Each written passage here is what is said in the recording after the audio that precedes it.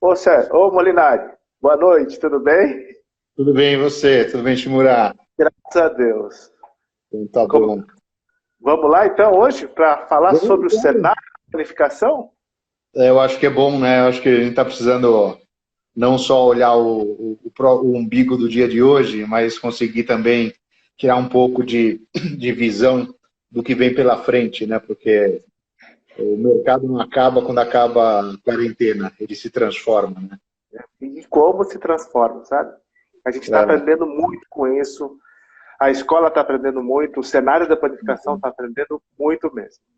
Mas, é isso aí. Molinari, antes de a gente começar, eu queria que você se apresentasse, depois eu vou falar um pouquinho sobre quem é o Sérgio Molinari também, do nosso É, ponto de legal. É, legal. Bom, primeiro, Shimura, queria te dizer que é uma honra, uma baita satisfação estar aqui junto com você no teu Insta e a gente poder falar juntos sobre o mercado de planificação e etc. Não só pelo que você representa para a planificação, né? E aí destacando até como o último reconhecimento mais importante, a eleição como melhor do mundo, muito obrigado. bacana. A gente Obrigado. curtiu alguns minutinhos depois da eleição no ano passado, e também pelas ações relacionadas aí a a sociedade, em relação aos nossos amigos da área médica. Eu acho tudo isso muito legal. Eu acho que cada um de nós também tem que fazer a parte sobre isso. Então, queria te agradecer pela oportunidade, por a gente ter conseguido se encontrar aqui no Insta. Sim. E, Aí bom, eu tenho que eu agradecer, como eu food service, desculpa, falando perdão. com. Eu também tenho que agradecer muito porque está falando com um dos leões também. Não só da panificação, mas do food service. Né? É. Então, a gente tem a vida ligada a esse ramo de food service, né? Então, o campo da gente, até a gente tem muita relação com a BIP, com o Sindipan a vida toda. Então, a gente efetivamente tem muito vínculo com isso. A gente tem uma empresa chamada Food Consulting, né? Que basicamente o negócio da gente é estudar, pesquisar, entender e tentar compartilhar, seja na forma de pesquisa, na forma de aconselhamento estratégico, na forma de projetos de consultoria, com empresas de todo o mercado de alimentação, sem sombra de dúvida, com destaque para planificação. Alô? Oi? Oi, então pode falar, Molinari. É que Não, deu uma não é falhada. isso. Eu acho que é isso. Eu acho que talvez um último ponto que eu queria só destacar Sim. é que a gente tem um canal no YouTube chamado Food Service com o Sérgio Molinari, e que eu acho muito legal até colocar à disposição do teu público, do meu público, Obrigado. né, como uma forma de compartilhar informação. Por exemplo, essa live que a gente está fazendo agora, a ideia é Sim. que dentro de 2 dias ela também possa subir para o canal para estar à disposição de uma forma mais perene, mas Obrigado. basicamente é isso. Vamos lá. Molinari, a gente também é super fã do seu trabalho. Eu lembro de uma FISPAL que eu estava no cantinho só bisbilhotando o que você estava falando, porque a gente estava no nosso stand também. E aí Né? você falou assim, pode sentar, pode sentar. Eu falei, olha, deixa eu ficar aqui no cantinho que eu tô olhando. Aí você chegou de lado, putz, é o Shimura que está assistindo a live. A live não, a palestra. Não sei se você lembra disso. Para mim foi Claro que eu muito lembro. marcante, porque a gente, ao mesmo tempo, conhece muitas pessoas e a gente e vê o trabalho das outras pessoas sendo feito e sendo construída, né? Então, Uhum. parabéns pelo trabalho que você vem falando do setor food service aqui no Brasil e você representa muito bem isso. Os empresários que você também faz viagens, né, para os Estados Unidos e para a Europa, Uhum. a parte do food service, né? Então a gente Uhum. gosta muito do seu trabalho. Mas vamos falar Legal, um pouquinho sobre padaria, né? Esse legal. cenário que está acontecendo. O que você tem de falar sobre esse mercado nesse momento que está passando? Eu acho a gente é muito ligado a números, né, Shimura? Então eu vou tomar a liberdade de falar um pouco de números, e aí, obviamente, se alguém depois quiser coletar um pouco disso, vai estar disponível por mais 24 horas no teu Insta, e a gente depois compartilha depois disso também no YouTube, mas eu acho que a gente ainda está saindo de um baita susto, né? Então, Sim, quando era aí meados de fevereiro, a gente estava contando com um ano, né, esse ano agora de 2020, que seria um ano aí para ter um crescimento que a gente projetava de mais ou menos 4,8%, perto de 5% em termos reais, no nosso mercado todo de alimentação fora do lar, incluindo o setor de panificação. Seria um dos 3 melhores anos dos últimos 10 anos na trajetória da gente. Então, o mercado estava orientado para isso, planejado, as empresas. E aí, quando eu falo as empresas, eu estou falando, obviamente, dos panificadores, mas estou falando de toda a cadeia que vem antes também. A cadeia de distribuidores, a indústria e etc. Então, pensando nisso como um sistema, como uma cadeia de valor. De repente, vem uma Covid, né? E praticamente todas as variáveis que justificavam a gente contar aí com um crescimento da ordem de perto de 5% em termos reais para esse mercado, desaba, e a gente tem como uma das atividades corriqueiras da gente trabalhar em cima de projeções. Então, a gente estuda muito, Shimura, quais são as variáveis que fazem o mercado da gente andar para frente ou andar para trás, né? Então, já há muitos anos a gente já validou que você tem algumas variáveis que são emprego, renda e PIB, que tem a ver com atividade econômica, que são as variáveis que invariavelmente empurram para frente esse mercado. O que acontece? Só comentando rapidamente sobre elas. PIB, que a gente contava com o PIB crescendo um pouco acima de 2%, a gente trabalha hoje com uma visão de que esse PIB vai cair entre 5% e 6%. Emprego, que a gente contava com o desemprego caindo para casa de uns 10% no final desse ano, a gente hoje já tem como certo o desemprego ao longo desse ano deve fechar na casa de 17%, 18%, se não for mais. A renda, que ia crescer uns 2%, deve cair acima de 3%, 4% esse ano. Quando a gente junta tudo isso, o que a gente acaba projetando, né, e levando em consideração, obviamente, outras variáveis também, né? Então, qual foi o impacto desse fechamento do mercado, né? E que no caso de padarias, talvez o setor até tenha saído bem menos machucado do que o food service de uma forma geral, mas sem dúvida nenhuma... Eu vou passar os nossos dados, aí você vai ver também que é complicado também do nosso lado. E você sabe, é até legal essa intervenção tua, porque a gente já tinha até compartilhado com as entidades de planificação nos últimos anos, até quando a gente fez alguns estudos nacionais em 2016, 2017 e tal, a gente já percebia que a atividade food service dentro da planificação já representava alguma coisa com quase 40% do negócio. Sim. E aí, então, quando você tem um lockdown desse, ou uma interrupção desse porte, afeta diretamente também o negócio da padaria, sem dúvida nenhuma, né? Mas... Então, desculpa, Fábio. Pode falar, pode falar. Então, o que a gente tem como projeção? Assim, fazendo uma história bem longa ficar curta, né? Porque se a gente entrar numa discussão numérica, a gente fica aqui horas e às vezes mais do que ajuda. O que a gente tem como projeção? Um ano que deve terminar na faixa de uns 25%, talvez 30% de queda em relação ao ano passado, que é uma baita queda, né? Sim. Só para a gente pegar alguma coisa histórica, o pior ano desse setor nas últimas 2 décadas tinha sido uma queda de 3% em 2015. Agora a gente está falando de cair 25%. Né? Mas o que eu acho legal, só para fechar esse bloquinho, tá bom. E até para ver também os teus pontos e contrapontos, né, é que para o empresário, eu acho que é muito importante a gente entender o seguinte, a gente vai ter uma curva de recuperação longa, né? Para mim, isso é a parte importante. E aí, às vezes, quando a gente se planeja, a gente, talvez um pouco pela esperança, etc., a gente fica torcendo para que, bom, tira as restrições de consumo e o consumidor volta no mesmo dia a consumir da mesma forma. E isso tende a não acontecer, ou muito dificilmente acontece.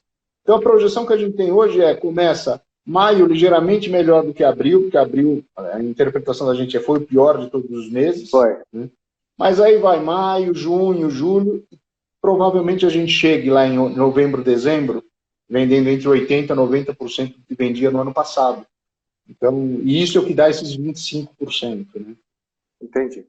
O que a gente tem por experiência desde 2014 é que a gente também passa por uma crise também, ela vem no decorrer desse período, ela vem galgando bem devagar, mas a gente passa por essa crise também. O ano passado, tem muitos empresários que começaram já a acreditar muito nesse ano 2020, começou a fazer muitas reformas, aquisição de equipamentos, e aí o que você falou, veio o Covid e fez uma barreira na frente. O que acontece? Agora, eu já tive relatos de donos de padarias, empresários, tanto de pequenas padarias como grandes padarias, houve desemprego, como você falou, teve muita gente que foi colocado de férias, uma parte foi de férias, outra parte estava trabalhando, e uma terceira parte teve baixa nas padarias, né? Então, teve padarias aí que mandou 40, 50 pessoas embora, colaboradores, e teve uma queda entre 40% a 80%, dependendo da casa. Porque a padaria hoje não vende só pão e leite, né? Hoje, é o que você falou, entra para o food service. Então, tem café da manhã, tem um lanchinho intermediário, tem um almoço, tem o happy hour à tarde, tem a pizza à noite, tem a sopa da madrugada. Então, caiu muito porque hoje só pode vender pão, leite e produtos embalados, né? Então, a gente também acredita que vai ter uma recuperação lenta, mas 2020 é um ano que a gente vai ter que amargar aí resultados aí que não sejam muito satisfatórios para o empresário. Para mim, né, a gente discute da mesma forma que você, a gente discute com o empresário praticamente todos os dias, né? Quando explodiu essa questão toda da Covid, uma boa parte da conversa que a gente tinha, pelo menos nos primeiros dias, nas primeiras semanas, era como sobreviver, ou como parar em pé, ou como perder pouco nesse momento crítico da paradeira, né? Sim. O que a gente sempre estimulou o pessoal, Shimura, é fazer o seguinte raciocínio. Tá bom, vejo se eu consigo sobreviver, se eu atravesso esse período, ok, consigo. A sequência disso é conseguir responder o seguinte: como que eu lido com um período de pelo menos uns 6 meses, uma coisa desse tipo, como que eu lido com um tamanho de faturamento que vai se recuperar ao longo do tempo. Por quê? Pelo menos por 2 motivos, né? Porque mesmo você fazendo, e as padarias estão fazendo um enorme trabalho de reconstrução do negócio, Sim. né? Mesmo você fazendo isso tudo, você muitas vezes planeja isso pensando no teu faturamento médio, no teu histórico de faturamento mais habitual. E, de repente, mesmo essas ações, elas não são suficientes quando você fala, bom, eu vou passar um maio com 50% de faturamento, um junho com 55%, para ir construindo isso ao longo do tempo. Então, a gente tem estimulado muito, eu acho que queria aproveitar um pouco o papo da gente, só para deixar essa sugestão, né? Sim. Faça um planejamento de agora até o final do ano, contando com uma rampa que vai ser gradual ao longo dos meses, que não vai acontecer da noite para o dia, para saber qual é a tua real capacidade de andar com pernas próprias ou andar com recurso gerado pela própria padaria, se a conta vai fechar durante esses próximos meses, porque, por um lado, a gente tem essa redução de resultado, de faturamento, por outro, a gente tem uma situação que é aumento de custo. E eu não estou nem falando eu não vou nem falar de custo de matéria-prima. Vou falar aumento de gastos que vão ser obrigados, que a gente vai ser obrigado a ter por conta da segurança, por conta das medidas preventivas, de não contaminação, de distanciamento social, etc. Então, por um lado você tem menos faturamento, por outro você tem mais despesa e mais custo, mais gastos, né? Muito mais. Porque a gente vê lá na escola mesmo, um mês antes, a gente sempre compra material de luva, máscara, porque o aluno chega com gripe e tudo. Então, a gente viu que teve um aumento de 60%, 70% no material, que deu aquele boom. né? De valor e de quantidade, né? Valor e quantidade. E depois não encontrava material de segurança. Agora que começou a aparecer, né? Mas mesmo assim com os preços mais elevados. Exatamente, Enfim.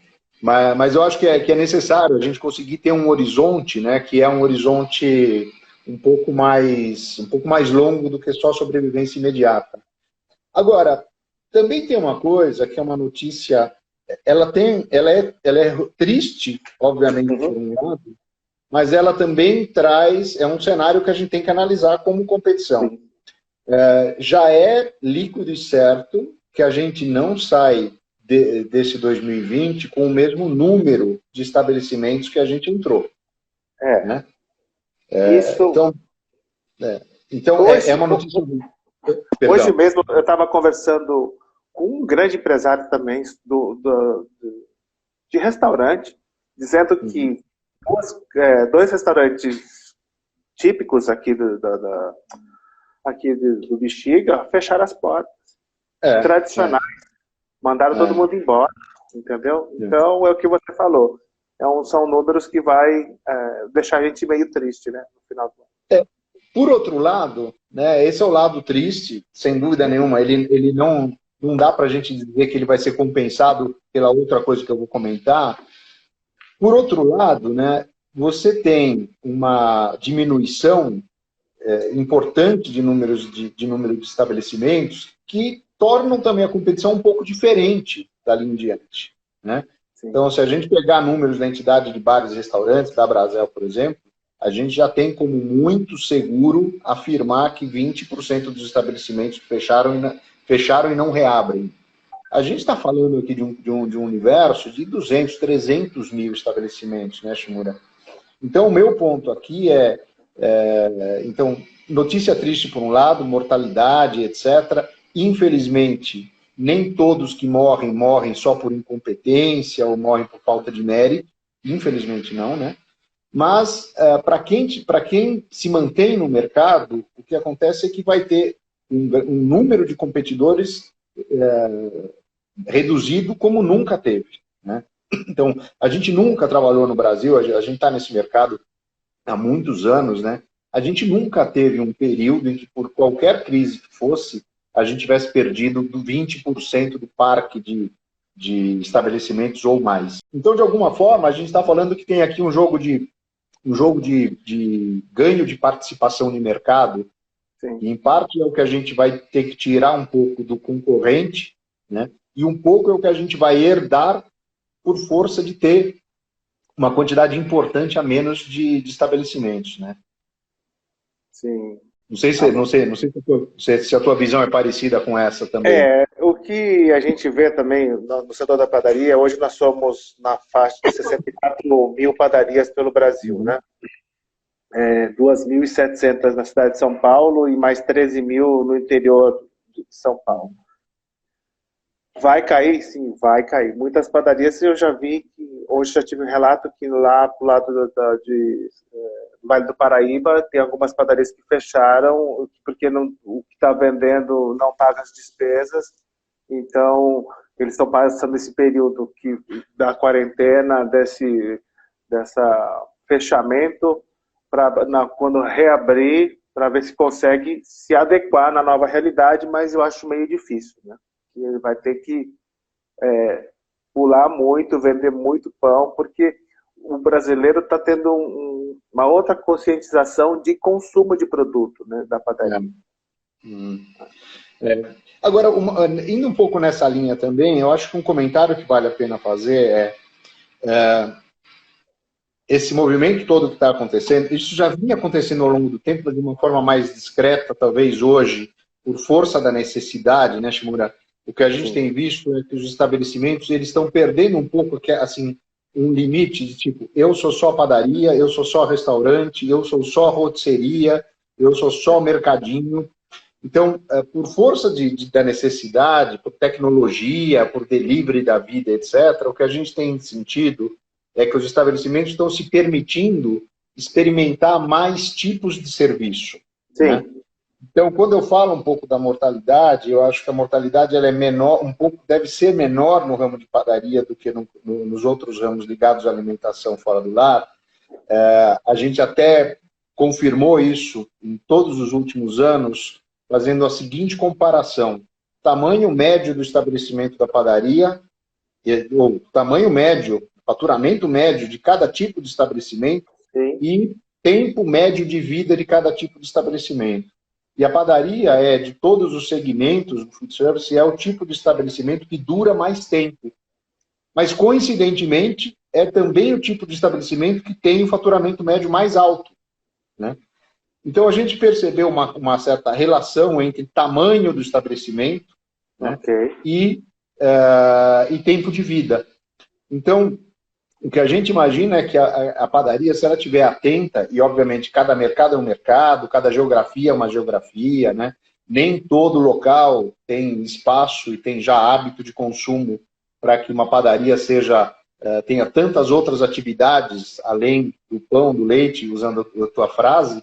Sim. Mas a verdade é que existe uma oportunidade, na minha opinião, muito importante para a padaria, de ela absorver demanda que vai ficar mal atendida de outros tipos de estabelecimento, né? É um pouco nisso que eu aposto como uma das estratégias que as padarias deveriam considerar.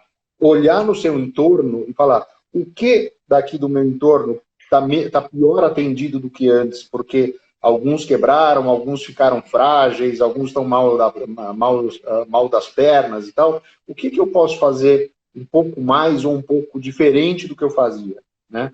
Por exemplo, nesse exato momento, o setor de supermercados está discutindo bastante o fortalecimento das roteiristas e de restaurantes dentro desse setor. Há 10 anos a gente já tinha isso no radar, de que era uma tendência muito provável. Então, e a padaria, eu acho que ela conquistou uma característica, ela desenvolveu uma característica de ser o tipo de estabelecimento que atende o consumidor em mais necessidades e em mais momentos do dia, né? Então, eu acho que um dos caminhos que a padaria realmente, talvez mais do que nunca, vai ter que perseguir é essa capacidade de ser uma loja de varejo, de ser uma pequena indústria, de ser um buffet, de ser uma operação de food service, de ser até outras coisas que a gente comenta mais no final, como grab and go, né? Como pegar já a embalagem pronta de comida para levar para casa e tal. Então, obviamente a gente está num cenário duro, mas eu acho que a padaria tem capacidade para se turbinar. Eu acho que é um pouco por aí. O empresário brasileiro, o panificador, é uma pessoa muito guerreira, sabe? Então, eu sei que ele vai passar por essa crise, a gente tem certeza disso. Eles vão se readequar. A roda já foi inventada, mas eles vão saber utilizar essa roda de uma nova maneira. Então, eu vejo que eu tenho fotos aqui, eu vou passar daqui a pouco para colocar aqui na live, o que os panificadores, os empresários estão fazendo para tentar diminuir essa falta de público, né, que esteja presente no dia a dia, porque a padaria, quando nós começamos lá em 87 com meu pai, era pão e leite. Pão, leite, pão e leite. E quando começou a história da família, em 46, aí já tinha até o delivery, a gente entregava até de carroça. Né? Eu mando uma foto para vocês, eu já tenho até foto dessa carroça. Em 1946, o meu tio-avô já entregava pão e leite de carroça. Né? Então a gente vê muito isso.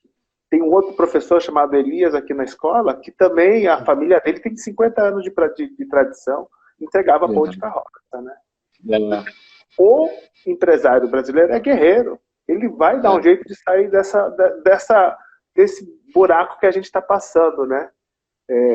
Não é para sempre, a gente sempre fala isso, e a gente acredita muito no potencial. Eu acho que tem até uns dois pontos pegando um pouco disso da recuperação e tal. A gente pegou, até depois da gente ter combinado um pouco do papo de hoje, né, Shimura? Sim. A gente pegou um extrato de uma pesquisa que a gente acabou de fazer agora em abril sobre impactos da Covid no consumo. e a gente fez um reprocessamento dessa pesquisa para poder ver algumas conclusões especificamente sobre o setor de padarias. E uma das coisas que a gente viu primeiro, 71% dos consumidores das padarias estão dizendo que eles estão dispostos a voltar a consumir nas padarias em até 2 meses. Então, 27% fala que em até 1 mês, 22% fala imediatamente, assim que vai baixar um pouco essa tensão toda, mas a gente tem um contingente grande de consumidores de padaria que estão dizendo que voltam bem rapidamente ao consumo, o que é uma notícia boa, né? Porque não é o que você acha, nem o que eu acho, é o que ele mesmo está dizendo. O único ponto que me preocupa um pouco, e eu acho que aí vale a pena todo tipo de ação que a gente puder ajudar o panificador a pensar e tal, que me preocupa um pouco é que 19% dos consumidores estão dizendo que eles vão consumir com menos frequência nas padarias. Né? E aí é um misto, talvez, dos 2 principais motivos, né? Uma das 2 principais preocupações do consumidor hoje. Então, por exemplo, o consumidor da padaria, 60% dos consumidores de padaria disseram nessa pesquisa que a principal preocupação deles para voltar a consumir é o risco de ser, é o medo de serem contaminados pela Covid. 60% dos consumidores. Mas tem 47% dos consumidores que estão dizendo o seguinte: eu tenho a minha preocupação de voltar a consumir é voltar a consumir considerando a perda de poder aquisitivo que eu já sei que eu vou ter, ou por um problema de emprego, ou por um problema de renda, ou porque eu tive que me endividar para atravessar esse período. Então, eu acho que essas 2 variáveis, né, que elas são, intuitivamente a gente sabe que é isso, mas eu acho que essas 2 variáveis, quando a gente tem um pouco mais de número, eu acho que elas ficam claras em relação a que tipo de estratégia, que tipo de atenção que o empresário tem que ter no setor para conseguir atrair a maior quantidade possível de clientes rapidamente para o estabelecimento e manter uma boa frequência de consumo. Porque a padaria é o tipo de estabelecimento que tem a maior frequência de consumo entre todos os tipos de varejo que a gente conhece, né? Então, eu acho que a gente tem que ter na cabeça muito claramente que isso está na cabeça do consumidor. O quanto do que ele tem na cabeça é real, ou o quanto é emoção, é percepção, é sentimento, é efeito da mídia e tal, é claro que tudo isso é claro que a realidade é importante, mas a percepção, o sentimento dele, o que ele sente, vale muito para ele tomar a decisão de voltar a consumir e de eleger uma ou outra padaria ou um ou outro ponto de venda como sendo o local que ele vai frequentar de uma forma bem habitual, né? Não sei como você vê isso. Eu vejo assim, ó, eu vejo por mim, tá? Todo domingo é dia de tomar café com a minha filha, tem 7 anos, ela já acorda e fala assim: pai, vamos tomar café na padaria e trazer pão para fazer café da manhã para mamãe. Então, isso já virou rotina. Gosto dela. Né? Oi? Gosto dela. Eu me identifiquei com ela. E aí, a gente, todo domingo, e nesse período aqui, dessas 4, 5 semanas, foi muito marcante para ela. Falei assim: pai, a gente não vai sair? Não, não vai, a gente não pode ainda. Mas assim que a gente poder sair, a gente vai tomar um café na padaria.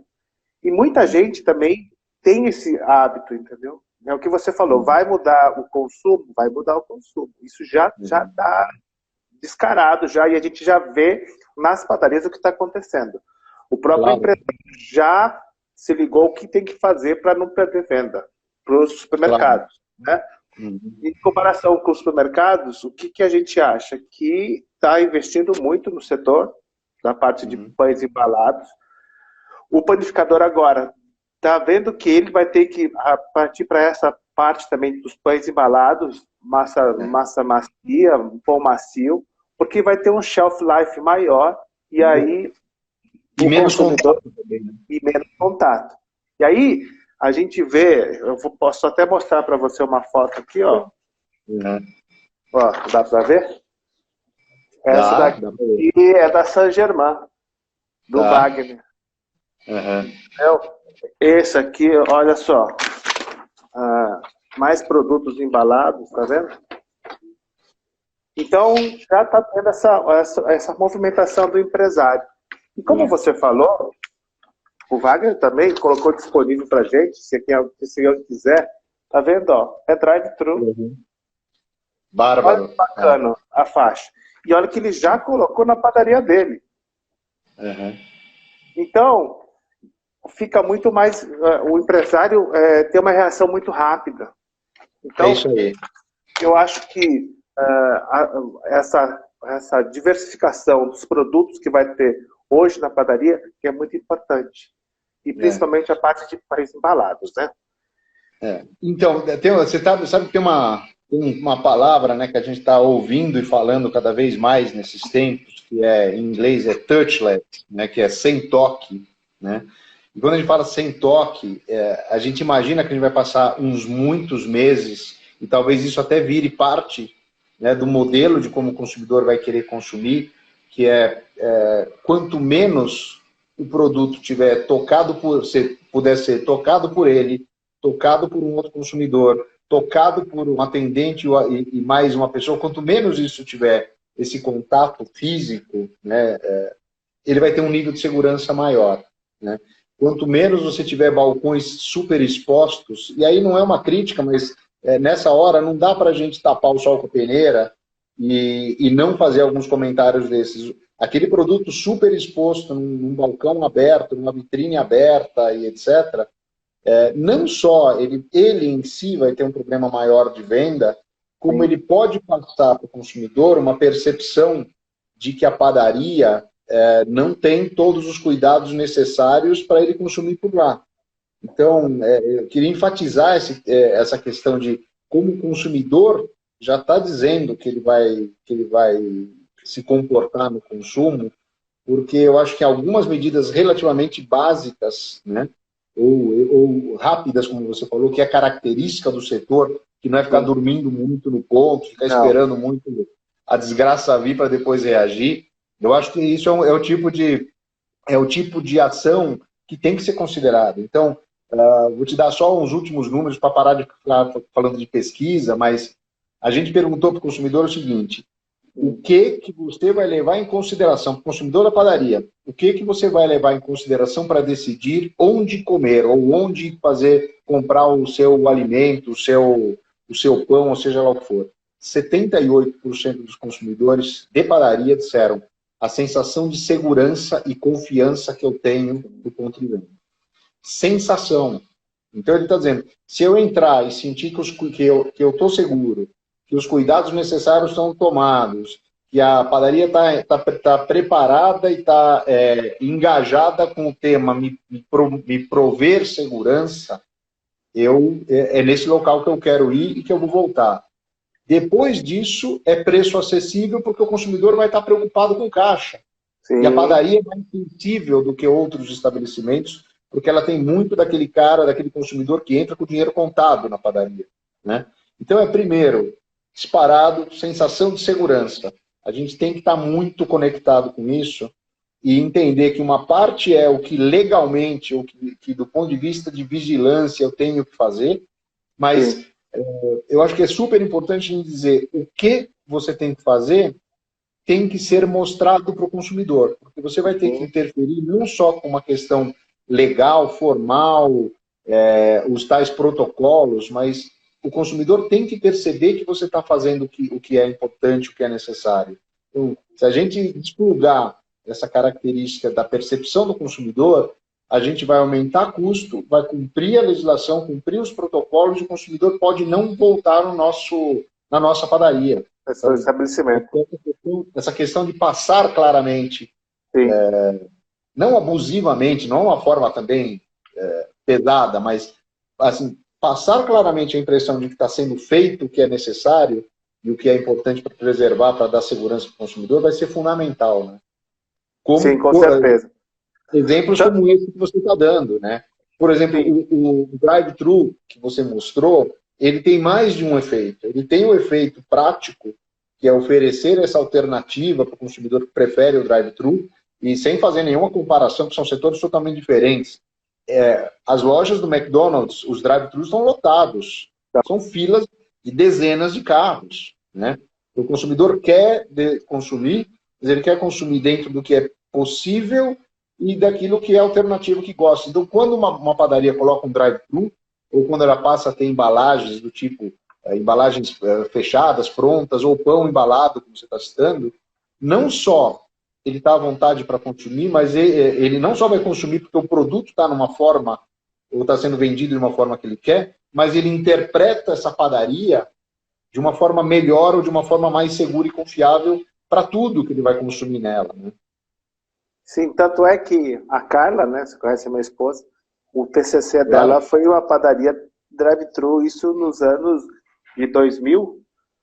Você imagina o que ela imaginou lá no fundo, eu nem conhecia ela ainda, hein? E ela já fez, no trabalho de TCC dela, foi uma padaria de drive-thru.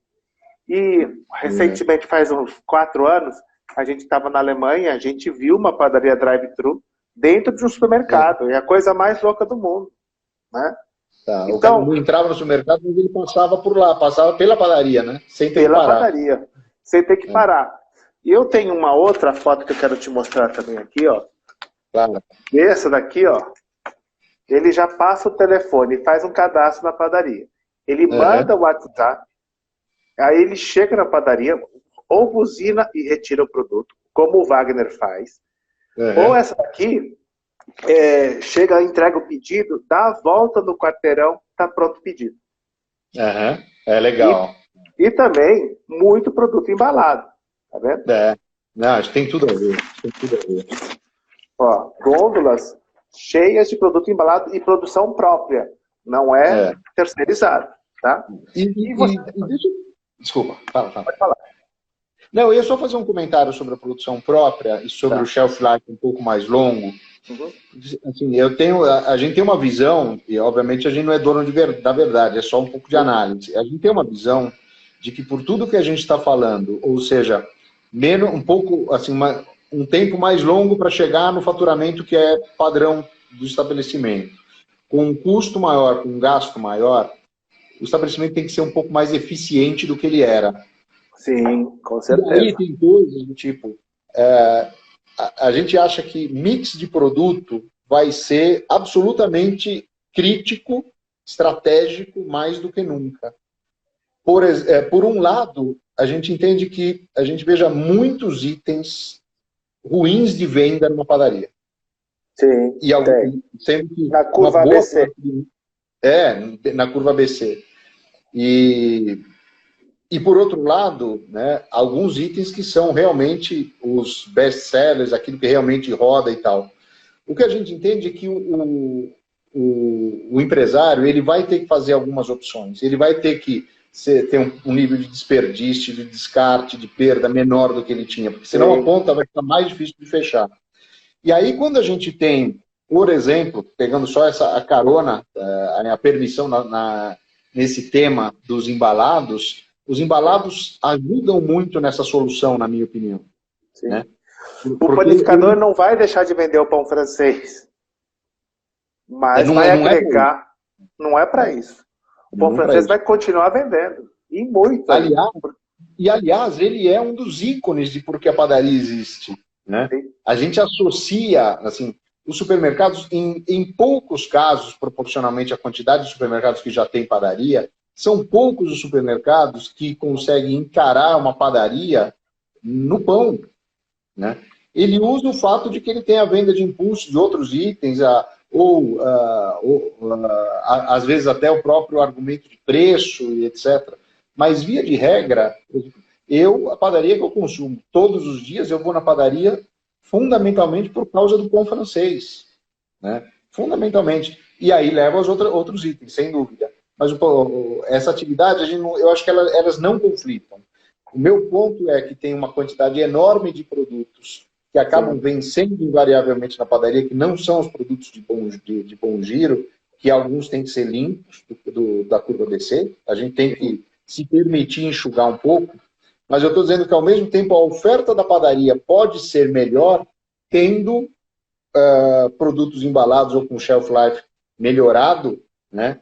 E com menos risco de contaminação, que passa uma segurança melhor para o consumidor, eu acho que essa é uma das soluções que a gente tem que realmente considerar, né?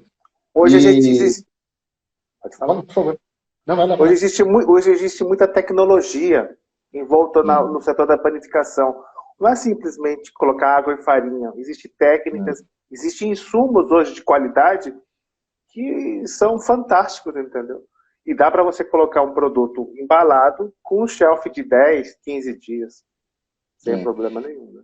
Não, e quando a gente pensa nisso tudo, né, a gente tem que pensar também o seguinte: a gente veio de muitos anos onde o consumo ele vinha migrando da casa para fora de casa. Esse trauma que a gente passou está trazendo uma certa redescoberta de consumir em casa.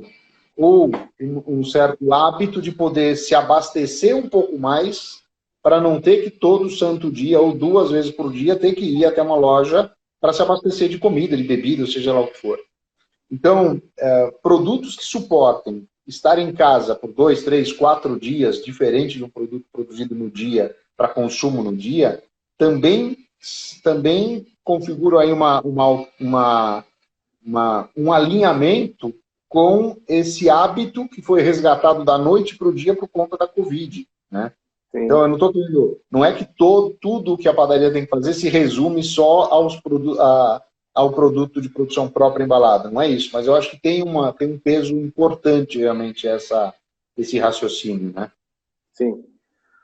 Uma outra coisa também, você tinha comentado da segurança do cliente, né, do consumidor indo na padaria. Hoje tem padarias que fornecem máscara, luva, né, álcool, mas e isso aqui? Olha que bárbaro o Luiz da Vilagrano fez. Na entrada da padaria, na catraca, ele colocou um lavatório para lavar a mão e a pessoa está ali do lado, para dar mais segurança ainda para o cliente. Não, e eu acho que isso, inclusive, eu até diria que tem um apelo até do ponto de vista de sustentabilidade e do ponto de vista de educativo, até mais legal do que o esperável para hoje, que é ter álcool gel. Né? Porque eu acho que o hábito, né, a gente de repente se dá conta de que a gente não lavava as mãos durante o dia. Com certeza. Então, eu acho que até do ponto de vista educativo, eu acho que isso é muito legal, né, Shimura? Porque ajuda a resgatar coisas super básicas que de repente a gente fala, eu estava mais inseguro porque eu simplesmente não lavava minha mão com sabão, sabonete, o que for. Né? E eu acho que ele tem um efeito diferente. Talvez na prática surta quase o mesmo efeito de ter um álcool gel, mas eu acho que do ponto de vista educativo, do ponto de vista do que isso simboliza, eu acho que é mais legal mesmo. Né? Por isso que eu falo que o empresário panificador é muito rápido nas decisões de como manter o seu próprio faturamento. E distanciamento. Distanciamento, tem que fazer identificação de solo, identificação aérea, claro. E agora? O que é isso, Pedro?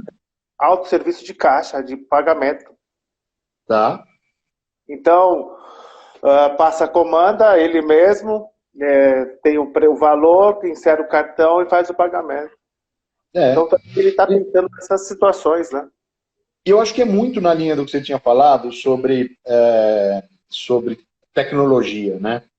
E vale um comentário que a gente passou, ou está passando ainda, por uma acelerou demais a transformação digital dos estabelecimentos. Porque as pessoas, querendo ou não, elas estão tendo que se virar. Por exemplo, é uma surpresa você ver que tem 40 milhões de brasileiros que não tinham um cartão de banco, não tinha uma conta em banco, ou ainda uma quantidade enorme de pessoas que não tinha CPF, e gente que não tem um celular habilitado, e de repente todo mundo tendo que correr atrás dessas coisas. E de repente hoje o delivery do Brasil, a gente já tem hoje mais de 60% dos brasileiros que consomem delivery já consomem através de aplicativo, né? Sim. Então, os últimos 2 meses estão acelerando demais isso. Então, por exemplo, a gente já está vendo soluções nos estabelecimentos onde você não quer colocar o cardápio na mão do consumidor, exatamente pelo que a gente falou do touchless, do sem toque, e gente colocando o cardápio, vê bem, com QR Code. Por quê? Porque você não quer ter 20 aplicativos pendurados no teu celular. A gente não tem memória, não tem paciência, não quer ver. Não. Então, de repente, entrei no ponto de venda, eu leio com QR Code o que é o cardápio do cara. Eu não preciso ter contato com nada, nem com cardápio descartável. Pode ser um QR Code, o cara só lê e abre o cardápio na cara dele naquele momento. Né? A questão de distribuição de senha, em linha com o que você falou, o pagamento.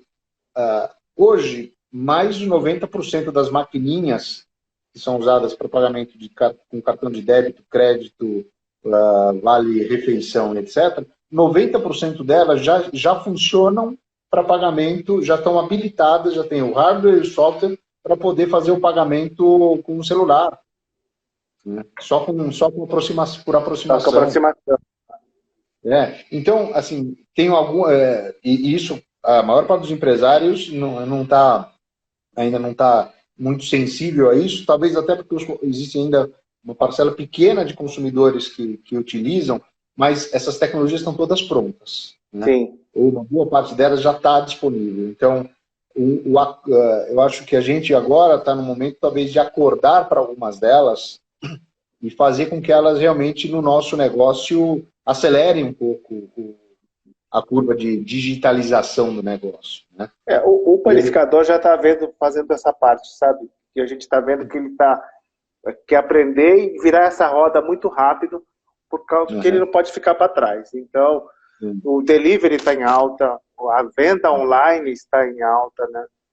Aí entra também a parte das padarias, que são a padaria artesanal, que eles falam, os produtos artesanais, mas também tem aquelas padarias que são as pequenas padarias que a gente sempre fala que é o novo modelo de negócio da padaria, que são as padarias artesanais, que é voltado para um outro público também, que também está reinventando a roda, o modo de usar, porque recebiam os clientes nessa padaria que abria algumas horas por dia. Né?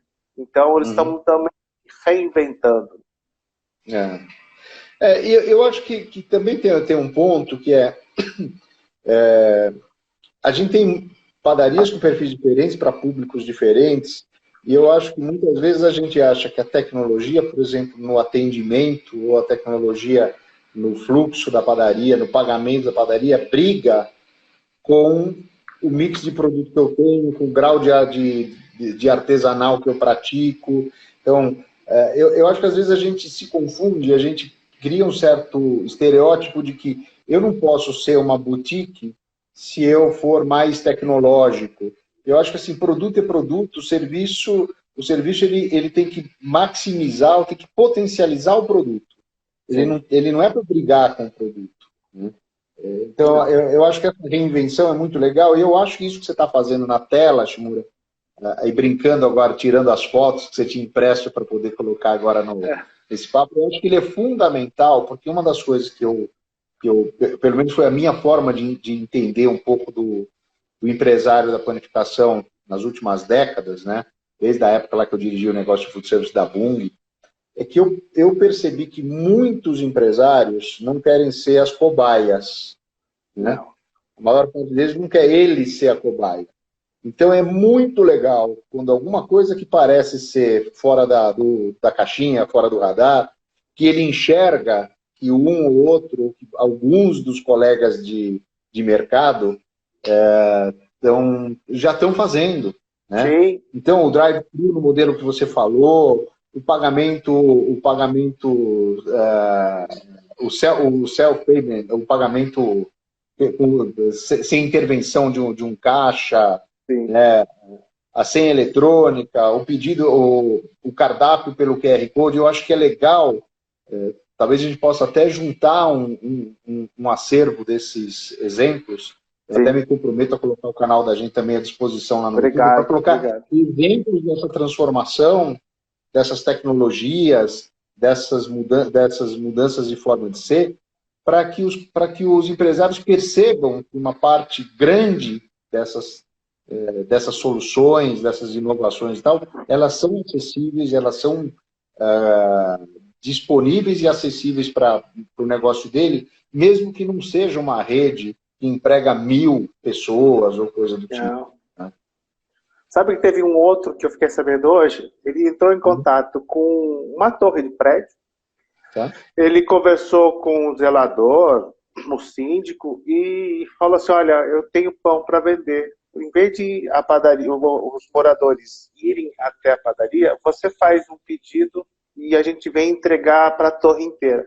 Então, uma pessoa tira o pedido de toda da torre, de, sei lá, 20 andares, sei lá, 4 apartamentos por andar. Então, são 80 famílias, né? 80 famílias que estão ali, que tiram o pedido e mandam entregar uma vez só por dia. Eu falei assim, que sacada, né? Pegou um morador, ele deve pagar alguma coisa para tirar o pedido ali, entrega para ele e ele já distribui no prédio inteiro. Deixa eu fazer um comentário com você. Deixa eu fazer um comentário nessa linha. Eu gasto todo dia para comprar pãozinho francês, que eu sou louco por pãozinho francês. O dia não começa. Quem não é, né? Eu gasto R$5 de combustível. E aí eu chego na padaria e compro 5 pães franceses. Quer dizer, olha essa equação. Né? Exatamente. Então, se a gente pensar em situações desse tipo, tá certo que a gente pode não ser até o padrão, a maior parte das pessoas vão a pé até a padaria ou usam o tráfego, já algum caminho do dia a dia para consumir, mas vê bem como às vezes a gente tem medo de oferecer um serviço que possa parecer caro, mas se o pão que eu gosto de comer todo dia chegasse na porta da minha casa de manhã, a minha economia seria alguma coisa na faixa de R$150 por mês. Eu poderia fazer uma assinatura de pãozinho. Sim, com certeza. Com certeza. Dá um outro exemplo na linha do que você falou. Eu abri um mercadinho de bairro próximo de onde eu moro no ABC, e um mercadinho super bem ajeitado, etc. E aí eu cheguei e fui conhecer esse mercadinho faz 4 dias, e aí no fundo dele tinha umas 6 variedades de pães, alguns bolos, e dentro de um dos balcões refrigerados lá tinha meia dúzia de alternativas de frios e queijos fatiados. Salame, uma mortadela, um presunto, um mussarela e queijo prato, blá, blá, blá. E ele não tem padaria, ele não é um ponto quente, ele não tem fatiadora nem nada. Ele fez um acordo operacional com uma padaria que fica a 1,5 km dele, 2 km dele, que não competem diretamente pelo mesmo público, e todo esse mix que ele tem típico de uma padaria vem todo dia, 15 minutos antes dele abrir, às 7 da manhã, vem na padaria. Bacana. Desculpa. Pode falar. Não, eu ia só comentar, essa padaria, seja como for, ela tem, esse consumidor que está indo nesse mercadinho não iria nessa padaria. Aliás, existe uma padaria a 100 metros desse mercadinho que deve estar se roendo de raiva. Né? Mas eu estou dizendo, eu acho que hoje a gente pensar um pouco mais fora do padrão, né? Eu acho que assim, a gente tem que ter um pouco essa permissão, né? Eu te interrompi, o que você ia falar? Desculpe.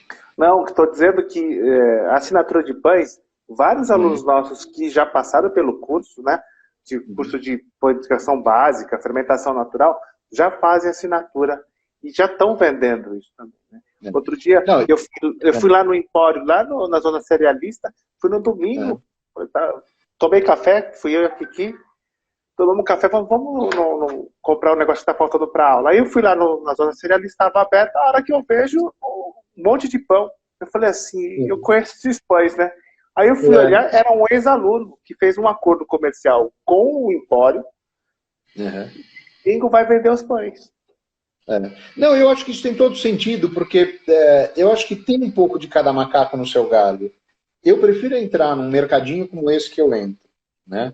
E perceber que eu tenho uma assinatura de uma padaria que eu conheço, que eu só não frequento porque ela fica 2 km a mais do que eu estou disposto a andar. Mas eu sei qual é. Eu sei que tem qualidade, eu sei que tem segurança, que as coisas são bem tratadas. Para mim, entrar nesse mercadinho e ver todos os itens, né, e o expositor com um selo, com a etiquetagem que vem dessa padaria X, para mim é muito legal. Né? Eu já teria que ir no mercadinho fazer alguma coisa, aproveito e virou o meu canal, meu local de compra de pão e frios. Né? Então, e até com coisas legais. Eles criaram uma prática que eles têm alguns itens que chegam todos os dias e alguns itens que vêm só um dia por semana. Que bacana. Então, eu sou maluco por café com broa de fubá, né? Com broa de milho. Broa de vou fazer milho. o quê? Broa de milho. Eu já sei que é a sexta-feira que tem. Então, na sexta-feira não tem jeito. Eu vou trazer um pãozinho fresco e a broa, né? Então, mas é legal, assim, o cara dá uma dinâmica um pouco diferente, né? E eu acho que eu queria fazer um comentário. Desculpa, fala. Molinari, a gente está nos últimos 4 minutos, senão não vai fixar a live. Então a gente tem que ser rápido e fazer as considerações finais. Então, tá bom. A última coisa que eu queria falar é o seguinte: eu acho que a gente tem que se permitir fazer mais, mostrar para o consumidor. E é o seguinte: uma coisa que as startups estão ensinando para a gente, o ciclo para você implementar uma inovação, para você fazer uma mudança no teu negócio, testar, checar se vale a pena ou não vale, e adaptar e voltar com uma versão melhorada, esses tempos caíram muito. Não tem projeto para acontecer em 1 ano e meio mais. Não. O projeto tem que acontecer muito rápido, né? Mas talvez a minha consideração final seja o seguinte: falta a gente ouvir melhor o consumidor e perceber um pouco melhor o consumidor, e tudo que a gente faz bem, e esse setor é um setor que o empresário faz muita coisa legal, tem que ser melhor vendido para o consumidor. Tem que ser melhor apresentado para o consumidor. Seja para neutralizar os medos e as inseguranças, seja para realmente vender mais. Então tá bom. Muito obrigado, Molinari, de estar falando com a gente 1 hora aqui. Passou muito rápido. Eu ficaria mais 2. Eu também faria mais coisa ainda, porque tem mais assuntos ainda. Vamos ver se a gente marca uma próxima. Sem dúvida. E se eu quiser contratar o Sérgio Molinari, como é que eu faço? Ou assistir uma aula do Sérgio Molinari, o que eu faço? Primeiro, sergio.molinari@foodconsulting.com.br. Depois a gente deixa no teu Insta. Tá bom. E o Sérgio Molinari, no meu canal no YouTube, dá para chegar por mim, tem meus contatos todos por lá. Food Service com Sérgio Molinari no YouTube. Mas a gente está à disposição. Em julho, julho e janeiro, você tem aquelas aulas na... Última semana de julho, o curso Gestão Estratégica de Food Service lá na GV. Tive a satisfação de... Na GV, não, pelo amor de Deus, é SPM. Não, é SPM. Eu vou tomar um puxão de orelha. Tive a satisfação de ter sua esposa por lá. Ela só me sacaneou porque ela me deixou apaixonado pelo pão de linguiça, agora eu não consigo mais comer. Mas eu vou te mandar Vou te mandar. Deixa essa semana, depois que você me passa o endereço... Na volta da Covid, a gente abre um vinho e come juntos. Então tá bom. Molinari, parabéns, muito obrigado por estar aqui com a gente, compartilhando conhecimento pelo setor da panificação, que é um setor que passa por muitas transformações e é muito rápido o que vai acontecer. E eu sei que a gente vai sair dessa. É só ter um pouco de paciência e perseverança. Cabeça. E muita cabeça. Legal. Tchau, pessoal. Muito obrigado. Um abraço para vocês. Obrigado. Tchau, tchau. Tchau.